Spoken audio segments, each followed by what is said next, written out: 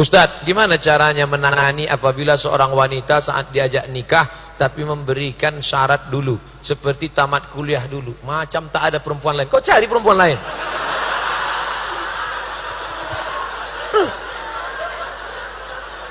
Kau buat, nanti balik dari sini pergi ke tempat sablon dekat, buat sablon sini, sablon baju kaos, buat besar-besar di sini. Hidup sudah susah, jangan bikin susah.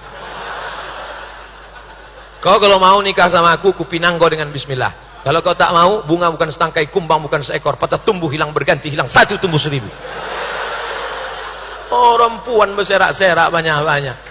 Ini banyak anak-anak muda nih otaknya sempit, macam daun kelor aja dunia dianggap. Anak muda ganteng, gagah perkasa, duduklah di kantin kampus galau, sampai dingin lontong sayur. Kok kenapa tak makan? Galau Pak Ustaz, SMS tak dibalas. La ilaha illallah. Saya aja yang sudah tua, kurus, hitam, kering, tak ganteng, duduk saya di kantin sebesar, lalu lalang 10 perempuan lewat. Lewat aja. Kadang kita ini kegeeran. Orang nengok kita sangka mau. Kau mau ya? Iya, mau muntah. Apakah ini maunya Al-Quran dan Rasulullah? Kalau tidak, apakah pantas ulama yang tidak dapat duduk bersama saling bermusyawarah untuk memberi solusi disebutkan bukan ulama? Apa ceritanya ini? Oh, itulah makanya kita harus mendengar dari awal. Mengapa Ustaz salah paham tadi? Gara-gara langsung baca halaman 2. Begitu juga kalian yang dengar ceramah saya, jangan kalian potong-potong. Beli paket 2 giga, dengar dari awal. Ini potong-potong. Sedangkan pertanyaan aja dipotong tak paham. Saya bacakan dari awal. Pak Ustadz, apakah yang menyebabkan para ulama tidak dapat menyatukan pendapat terkait perbedaan pemahaman khilafiyah sehingga umat Islam sedunia bercerai-berai? Siapa yang bisa menyatukan mazhab Hanafi, Maliki, Hambali, Syafi'i, Hambali? Ini orang tak mengerti sejarah. Kita bukan disuruh menyatukan, memahami perbedaan. Bukan disuruh menyatukan. Siapa yang ingin menyatukan mazhab, sama artinya dia menyuruh Imam Hanafi, Imam Maliki, Imam Syafi'i, Imam Hambali hidup balik. Syekh Abdurrahman Sudais, Imam Masjidil Haram, tidak pernah baca bismillah jahar di Makkah. Selalu bismillahnya sir.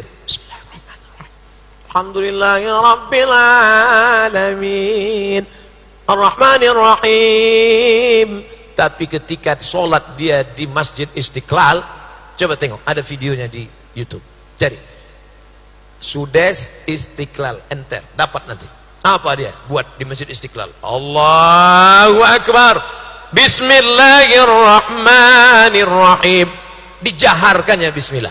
Kenapa? Karena dia paham perbedaan mazhab. Jadi masalahnya bukan kita menyatukan mazhab. Makanya ajarkan di sekolah-sekolah itu fikih perbandingan mazhab. Gontor, anak bapak ibu yang masuk Gontor, cabang Gontor, bagus. Karena di sana diajarkan Bidayatul Mujtahid wa Nihayatul Muqtasid, ditulis oleh Imam Ibn Rushd, fikih 4 mazhab. Makanya di masjid ini nanti buat pembahasan kita malam ini tentang bersentuhan laki-laki perempuan yang tak mahram. Menurut mazhab Syafi'i batal, ulang balik wudu. Menurut mazhab Hanafi tak batal, karena yang dimaksud bersentuhan bukan kulit tapi maaf jima. Kalau jima baru batal. Menurut mazhab Maliki kalau bersyahwat baru batal, kalau tak bersyahwat maka tak batal. NU dengan Al-Wasliyah pakai mazhab Syafi'i batal. Muhammadiyah dipakainya mazhab Maliki, kalau bersyahwat batal, kalau tak bersyahwat tak batal. Tapi saya dalam pengamalan saya pakai mazhab Syafi'i, tapi saya tak menyalahkan mazhab Maliki. Mungkinkah Abdul Somad menyalahkan mazhab Maliki? Kalau sampai saya menyalahkan mazhab Maliki, durhaka saya. Karena saya belajar ke guru-guru saya mazhab Maliki 2 tahun, 2004 sampai 2006, semua guru saya bermazhab Maliki di Maroko. Tapi mazhab, cemana mazhab Maliki itu Pak Ustaz? Tak pakai bismillah, tangannya ke bawah, Allahu Akbar, Alhamdulillahi Rabbil Alamin. Tapi ketika Syekh Muhammad Ar-Ruki, penasehat Raja Maroko, diundang ke KBRI, Kedutaan Besar Republik Indonesia di Rabat, untuk imam tarawih, apa yang dia buat? Allahu Akbar, Bismillahirrahmanirrahim. Kami heran. Selesai sholat kami tanya, Syekh, iya, Syekh kan Maliki, iya, kenapa tadi tangannya begini dan bismillahnya jahar? Senyum dia. Aku mazhab Maliki, tapi aku tahu kalian di sini orang Indonesia bermazhab Syafi'i, maka aku pakai mazhab Syafi'i supaya tidak menimbulkan paham? Apakah ini maunya Al-Quran dan Rasulullah? Kalau tidak, apakah pantas ulama yang tidak dapat duduk bersama saling bermusyawarah untuk memberi solusi ini disebut bukan ulama? Terima kasih Pak Ustadz. Tak kemana-mana ceritanya.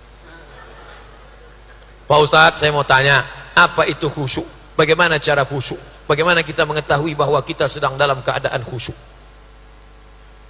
Ada orang berpendapat, kata dia kalau dia sudah sholat, dia tidak lagi di Masjid Bumi Asri, sudah naik ke Sidratul Muntaha. Aku kalau sudah sholat, sudah putus makrifatku, udah tak ada lagi nampak aku, udah tinggal aku sama Tuhan aja lagi berdua. Sekarang kita tengok sahabat Nabi SAW. Waktu itu Nabi sakit. Waktu Nabi sakit, maka imamnya Abu Bakar. Mereka pun sholat, Imam Abu Bakar. Tiba-tiba Nabi datang dari kamarnya. Mohon maaf, ini mimbar, ini mihrab, kamar Nabi di samping. Mohon maaf, inilah agak-agaknya beginilah makmum. Tiba-tiba datang Nabi dari kamarnya. Makam Nabi yang sekarang itu kamar Nabi. Nabi datang.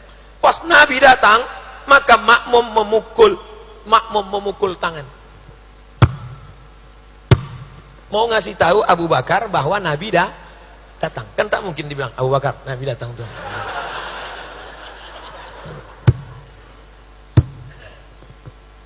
Apa pelajaran dari hadis ini? Bahwa sahabat itu sadar. Bukan dia naik ke Sidratul Muntaha. Sahabat Nabi yang disebut dalam Quran yang radhiyallahu an tetap tidak berpindah tempat. Sadar dia bahwa ada Nabi datang.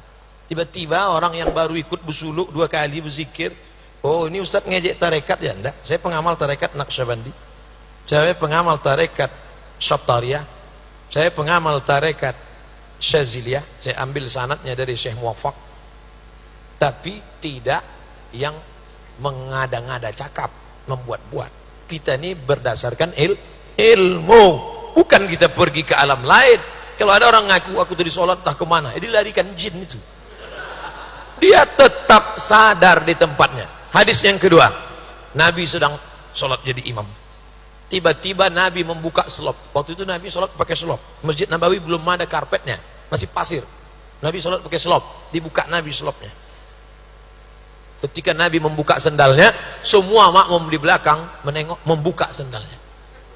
Assalamualaikum warahmatullahi wabarakatuh. Assalamualaikum warahmatullahi wabarakatuh. Nabi tengok sendal berserak-serak di belakang.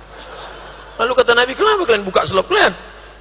Kata sahabat, kami tengok kau buka selop, kami buka selop kami. Apa kata Nabi? Aku buka selopku karena tadi datang Jibril mengatakan selop itu ada najis. Selop kalian tak bernajis, kenapa kalian buka?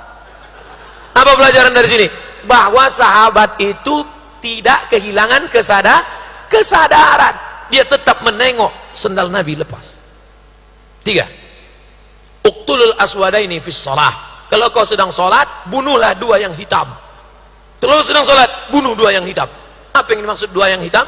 Al-af'a wal aqrab. Aqrab kalajengking, af'a thu'ban, ular. Artinya apa? Waktu sholat mata terbuka. Coba tutup mata.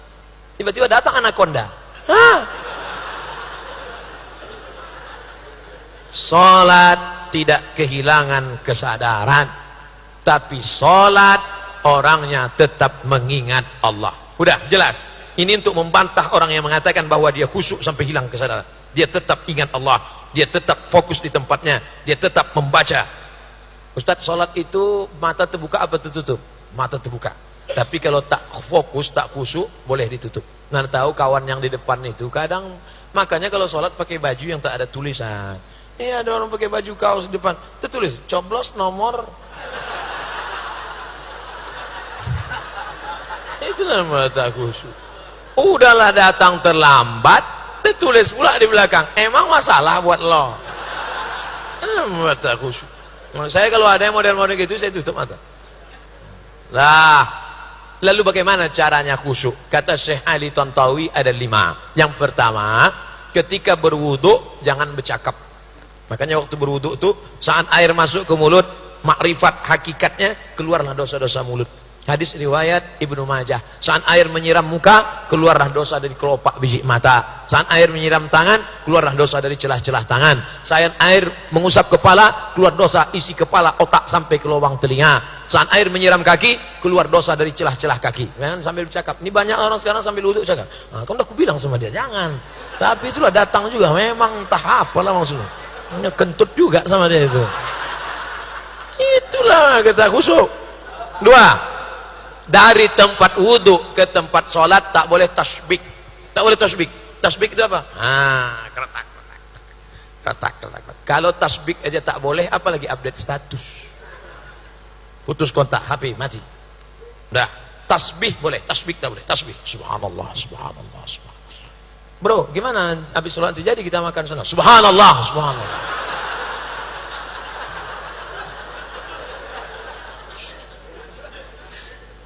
3. Sambung seruan azan. Allahu Akbar, Allahu Akbar, Allahu Akbar. Siapa yang bercakap waktu azan dikumandangkan, yukhsha, dikhawatirkan matinya dalam keadaan su'ul khatimah. Begitu kata Imam Al-Hafiz Jalaluddin Abdurrahman As-Suyuti. Makanya kalau azan berkumandang diam. Itulah mengapa di Medan di mana-mana sebelum azan apa kata muazin? Innallah. Di Medan masih ada orang baca itu. Innallaha wa malaikatahu yusalluna 'alan nabi. Ya ayyuhallazina amanu sallu alaihi wa sallimu taslima. Sekarang ada orang yang melarang itu. Kau jangan tambah-tambah azan. Kalau azan-azan aja, jangan kau baca-baca innallaha wa malaikatahu. Datang mahasiswa itu melapor ke saya, Ustaz, katanya tak boleh baca innallaha wa malaikatahu. Siapa yang melarang? RT. Oh, kalau gitu besok tak usah kau baca innallaha wa malaikatahu. Jadi pengumuman saat aku nanti azan, ku sebut nama Muhammad, berselawatlah. Kira-kira mana yang bagus? Pengumuman attention please atau innallaha wa malaikatahu? Baguslah innallaha wa malaikatahu. Ini orang ni kaku, tak paham. Kita dibilangnya nambah-nambah ibadah. Itu bukan menambah ibadah, pengarahan. Sama macam salat tarawih. Sallu salatal witri salasa raka'atin asabakumullah. Itu bukan nambah-nambah ibadah. Itu kan pemberitahuan ganti gigi dari tarawih ke witir. Karena orang di belakang banyak tak tahu. Coba kalau tak dibuat begitu, emak-emak di belakang kan nanya, Pak Imam, ini apa ini? Witir. 3, 4. Pertama, waktu wudhu jangan cerita. Kedua, dari tempat wudhu ke dalam jangan tasbih. Ketiga, sambut seruan azan, jaga khusyuk. Keempat, mulut membaca, hati mengingat. Inna sholati wa nusuki wa mahyaya wa mamati. Apakah Nabi Muhammad itu kalau sholat mulutnya bergerak? Dijawab oleh Khabbab ibn al-Arth, naam, Nabi kalau sholat mulutnya bergerak. Dari mana kau tahu mulutnya bergerak? Bittirabi lihyatih, karena aku tengok jenggotnya bergoyang. Kenapa jenggotnya bergoyang? Karena dagunya bergoyang. Banyak sekarang orang sholat diam aja mulutnya. Apa dibacanya? Baca inna salati wa nusuki wa mahyaya sami'allahu rabbana lakal hamd. Yang kelima, pahami bacaan. Saya tak nyuruh menerjemahkan, jangan diterjemahkan, cukup dipahami saja. At-tahiyyatul mubarakatus salawatut thayyibatul lillah. Assalamu alayka ayyuhan nabiyyu wa rahmatullahi wa barakatuh. Wassalamu alayna wa ala ibadillahis shalihin. Salat ini macam orang nyetir mobil. Sudah agak naik ke ini. Macam naik motor juga. Agak naik masuk. Begitu. Macam meniti pematang tanah liat di tengah sawah. Jatuh, naik balik. Jatuh, naik. Jangan jatuh masuk kolam semua pelak nanggu-nanggu ikan dalam. Dah, ini kertas terakhir. Ini panitia udah risau nih. Tim udah risau ini karena pesawat dah mau berangkat. Saya cuma mau bilang saya pernah mimpi satu majelis sama Habib Rizik. Makan sama Ustadz Somad. Allah. Menyuapi saya langsung dari tangannya. Itulah mimpi yang paling indah. Ya Allah, masukkanlah Ustadz Somad ke dalam surgamu. Biarkan Ustaz Somad memilih. Yang mengirimkan surat mimpi jumpa banyak. Yang mengirim ke WA juga ada, saya simpan screenshotnya banyak. Tapi sampai sekarang saya bersyukur sama Allah, yang banyak menceritakan mimpi jumpa sama saya ini 3. Laki-laki, anak-anak, sama nenek-nenek. Belum ada anak gadis ini.